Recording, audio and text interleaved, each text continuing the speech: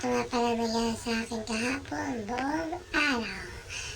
Ako nga po pala yung extra sa pagtitinda ng gulay. Tuwing linggo po ako yung may extra sa pagtitinda ng gulay sa lola ng asawa ko. Pero dati na po akong tindera sa palengke. Dati na po akong taong palengke since pandemic. Ayan.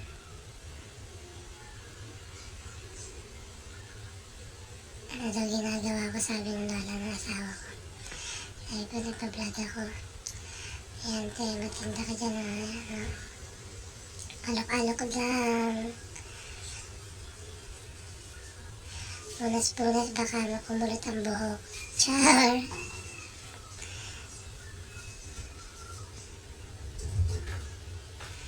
Ayan guys, dyan, titinda na ako. Nag-aalok ako dyan. So guys, pasensya nga pala sa boss ko, medyo paos. So yun guys, palamat ako dyan kasi umawat ako sa nag-away kagabi. Nagtamaan.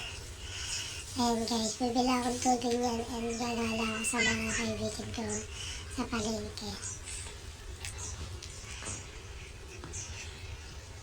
Super uhol na ako niyan eh. Kaya bumila akong tubig. Sorry guys, talagang usap ko talaga. Kaya kasi ikaw gulay-gulay. Ganito ginagawa ko. Gulay po! Gulay po! Ayan, paus na.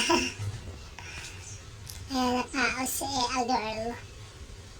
Ano, sabi ko mag-hi sa vlog ko.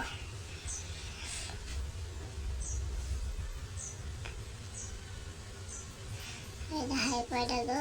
Ayan. Diba, nakapamburaot ako ng rambutahan. Buraot ka talaga, girl. Tingnan mo nga kung matamis. Oh. Sobrang tamis niyan, guys. Long wine siya. Super sarap. Sarap na sarap ka, girl, ah. So, yan guys. Benta-benta muna. Ate ko. Merienda muna at nagutom. Natutulala ako dyan guys. Iniisip ko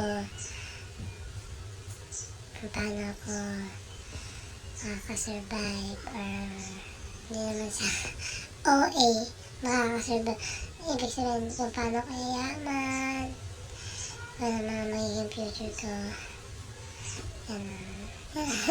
OA ako eh. Yan, magpakit muna kahit pada ang mukha. Yan, mga number 1 fans ko daw sila. Sinubscribe nila ako guys. Sinubscribe nila ako. Pinag-hi ko sila. Ano yan, pinsan niya ng asawa ko. Diba?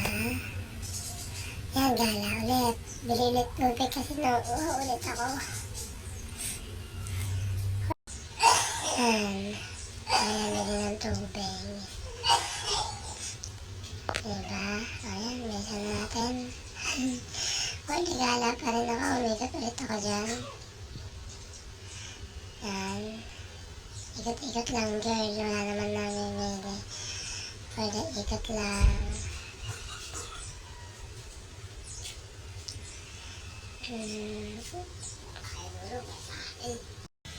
So, yan guys. Stop over muna. May humingi kasing tubig eh. Yan. Balik na ulit sa base ang person. Yan. Inom ka lang girl. Uhaw na uhaw ka lagi.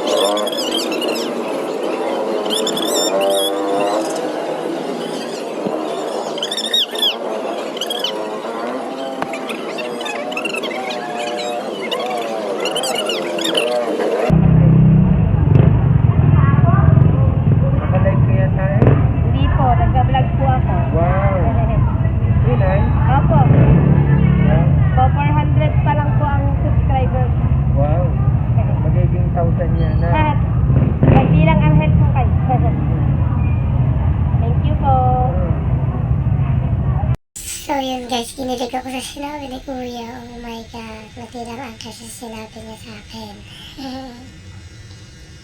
So, yan guys. Pauwian na yan.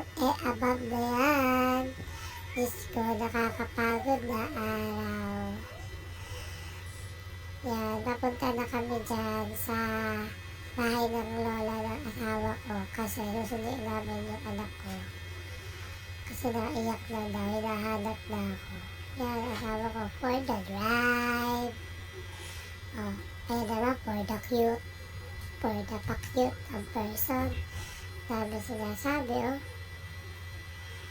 Hindi naman sinabi.